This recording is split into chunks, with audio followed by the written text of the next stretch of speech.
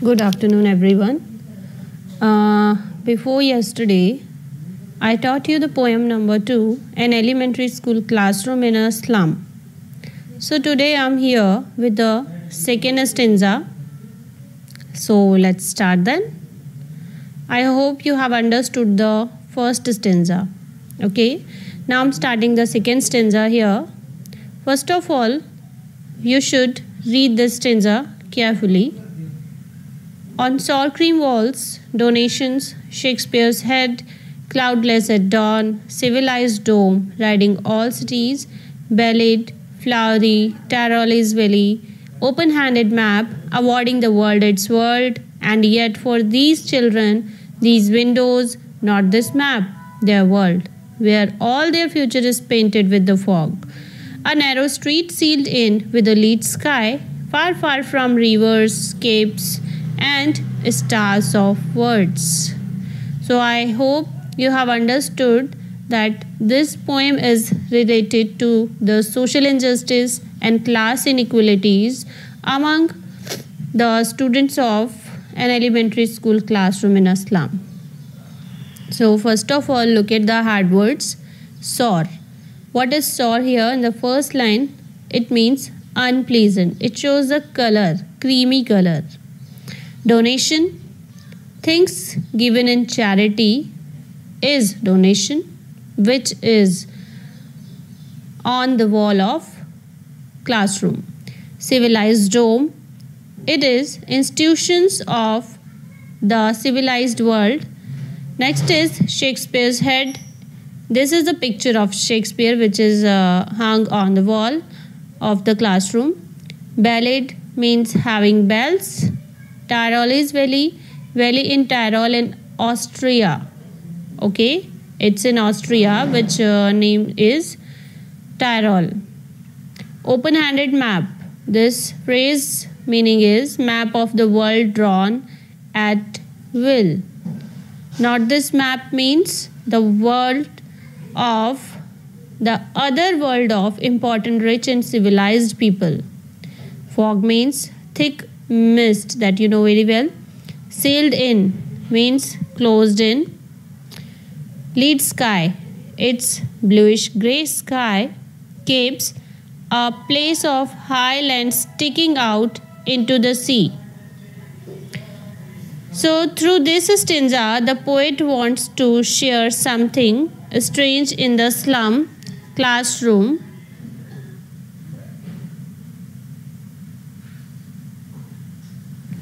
As the material given in donation and the picture of Shakespeare is hung on the dull creamy walls which is not painted from many years. But according to the poet, this is useless for the children because the children are tempted towards the beautiful things. Whenever they see these luxurious things, they started stealing to get themselves facilitized with the expensive material, which is always shown in the Shakespeare's poetry. That you know very well, Shakespeare always mention the luxurious material, luxury life in his poetry. In the next line, the morning is cloudless, domes of the civilized world shine in every city. Some more beautiful things are shown as music of bells, Tyrole's valley in Austria, and flowers fragrance pervade there. Okay, so this is the meaning of starting 3 lines, and in the next line, open-handed map awarding the world its world. This meaning is here in the next line, the map of this world is made and reshaped or partitioned by the conquerors. They partition it apart and impose their world on others. कि वो उनको अलग करके छोड़ देते हैं. Slum के लोगों को अलग करके छोड़ दिया गया है ताकि वो अपनी लाइफ अलग तरीके से जिए. यही प्रॉब्लम क्रिएट होती है यहाँ के स्लम एरिया के लोगों की लाइफ में. And the next line is, And yet for these children, these windows, not this map, their world, where all their future is painted with a fog. Here this world is given of the children. These children, that world is meaningless, means their world which is here in the slum area, it is meaningless for them. Their own unpleasant and slum area surroundings form their world and keep them away from everything.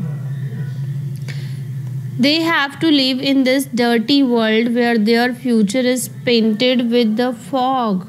Painted with the fog means they can't imagine or they can't see their future in front of them because they don't have any knowledge. They don't learn everything because they don't have the facility to learn, to get knowledge, so that they can get success in their future.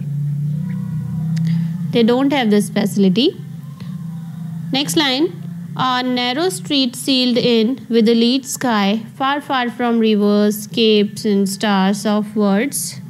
And here, first of all, I'm explaining the last third line where their future is painted with a fog. Their future is painted with fog means they are very far away of success, and this fog dominates their future, where they are not able to live happily and nutritioned with food. They are doomed to live in the narrow streets closed in by the bluish grey sky. Means they don't have anything to get the proper life. This life is meaningless for them because they don't have proper food to eat. They don't have any facility to learn, to get knowledge. They have not experienced the nature and beautiful scenes. This world is very far away from rivers, capes, and stars, and they are far away from knowledge as well. You can see this one in this stanza. So, read this stanza properly. If you are facing any problem, you can drop a message to me. And your next stanza is stanza number 3 is surely Shakespeare is wicked. The map is a bad example, with ships and sun and love tempting them to steal for leaves that slyly turn in their crammed holes from fog to endless night.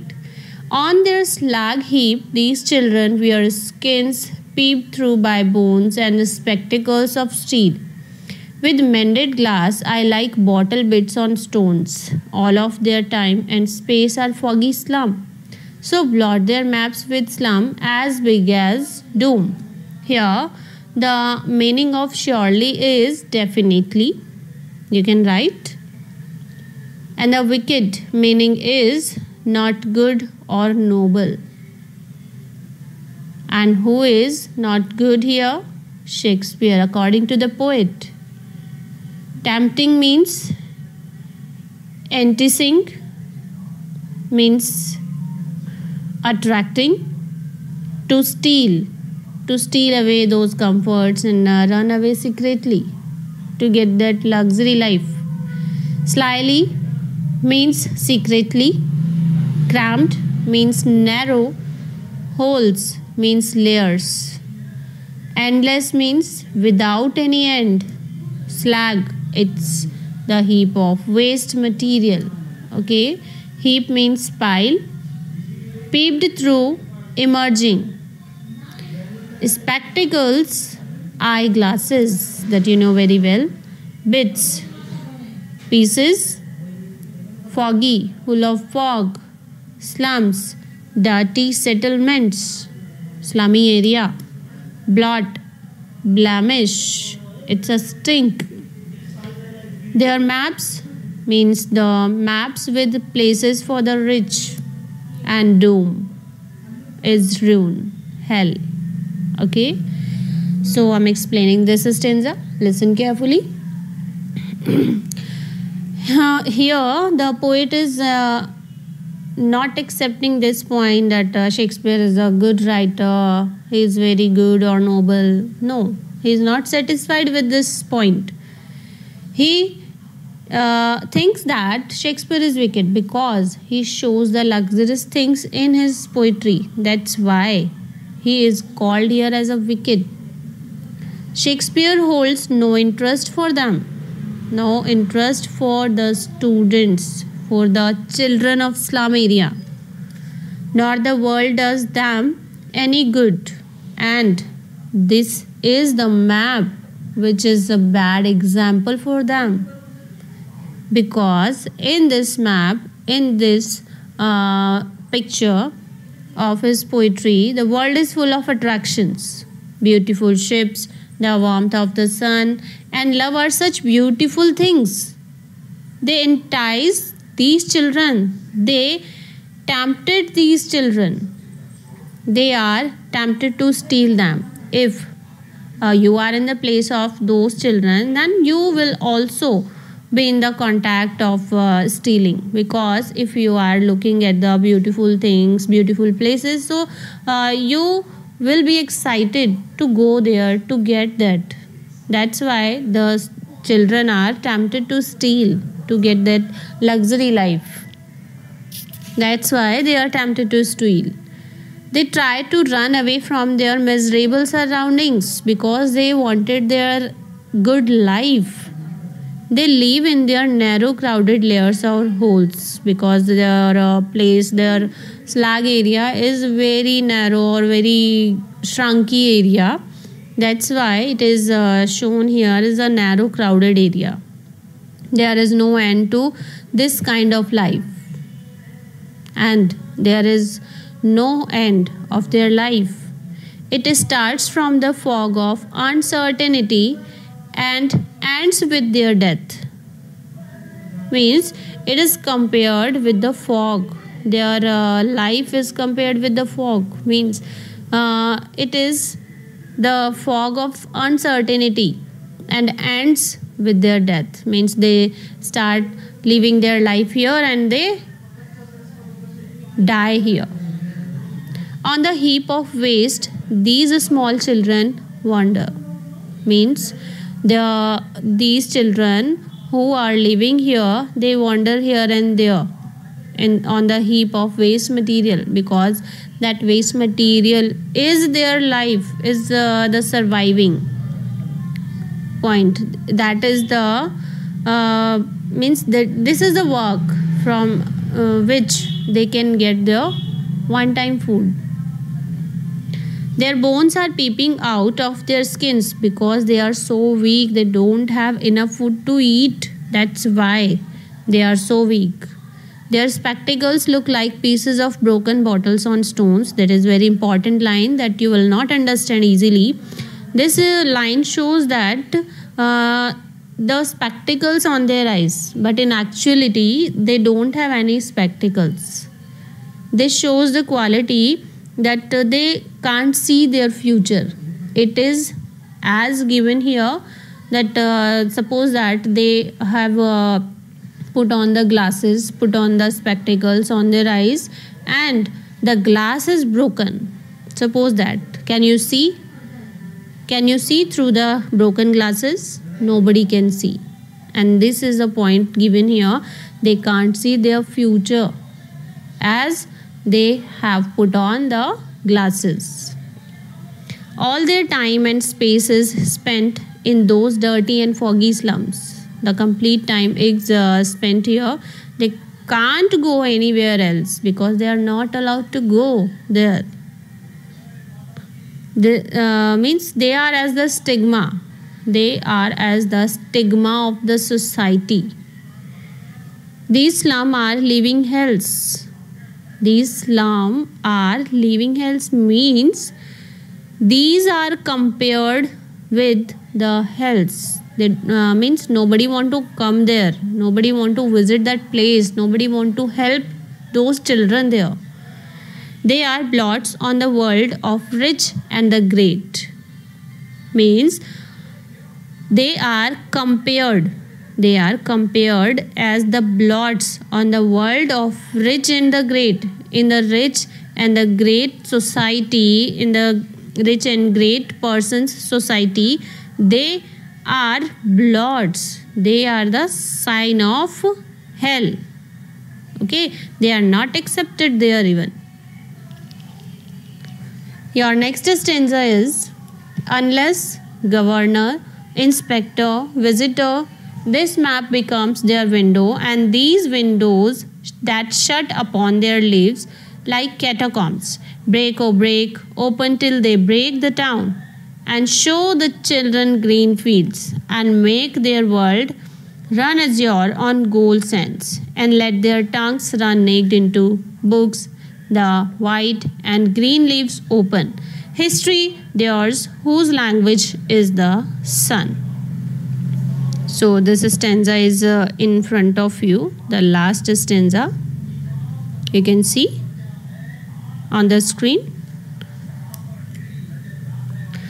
This map becomes their windows, means the map of the world becomes their map and may include places like the little school in a foggy slum. Okay? These windows, the environment of slums. These windows means the environment of slums. Shut upon their leaves. This phrase meaning is block their progress. Block their life. Catacombs, underground graves. Azure, sky, blue sky. Gold sands, golden sand on the coastal area. Tongues, tongues run naked, means they express themselves freely. Okay, means so they can live their life freely. They can get the freedom through the knowledge. Okay, so now listen.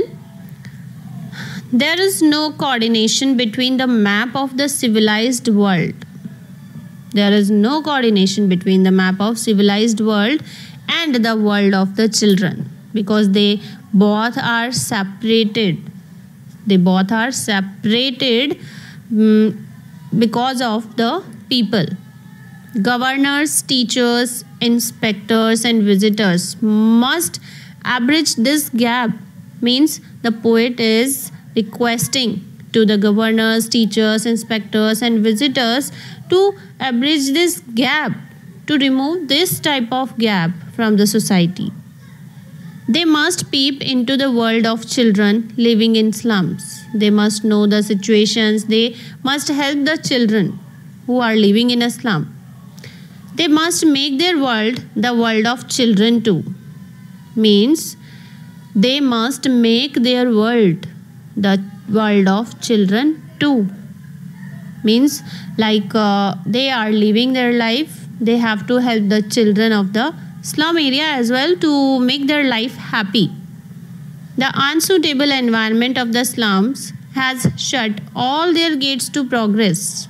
You can see in the stanza, break, oh break, open till they break the town, that shut upon their lives like catacombs. Okay, so now listen. The unsuitable environment of the slums has shut all their gates to progress. They can't even get the progress of their life. They are lying shut like the underground graves. Means if any person dies, so he is graved in the catacomb. So that way he is comparing the children of the slum area. They are living their life same as the underground graves. And their slum area is like the underground graves. Point out this one. These obstacles should be broken. These type of obstacles should be broken so that they can live their life happily. Everything that binds them should be broken. The poet is requesting with the other people that everything which binds them should be broken. They should be free to live their life.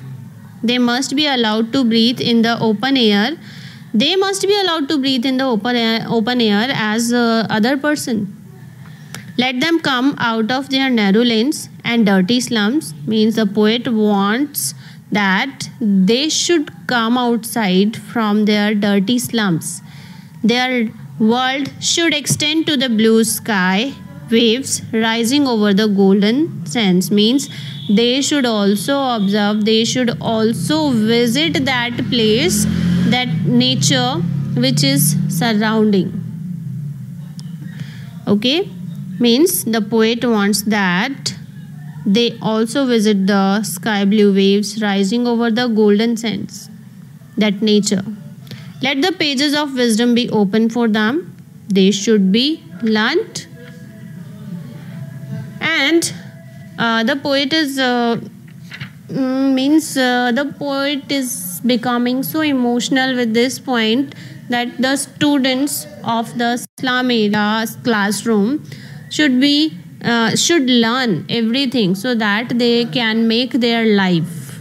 Okay, and after this one, their tongue may run freely without any check or fear, so that they can speak without any fear. Only these people make and create history who have the warmth and strength of the sun, because they have experienced this type of life and they wanted to make their life different from the slum life. That's why these are different students, and these people can make and create the history of the society who have the warmth and strength of the sun. And what is the meaning of the sun here? Means it's a knowledge. Okay, the meaning of sun is here the knowledge. So read this poem, read out and write down the hard words in your book or in your notebook, so that you can learn these points very well, these hard words very well. Okay, so good luck students. If you have any problem, then drop a message to me. Thank you so much.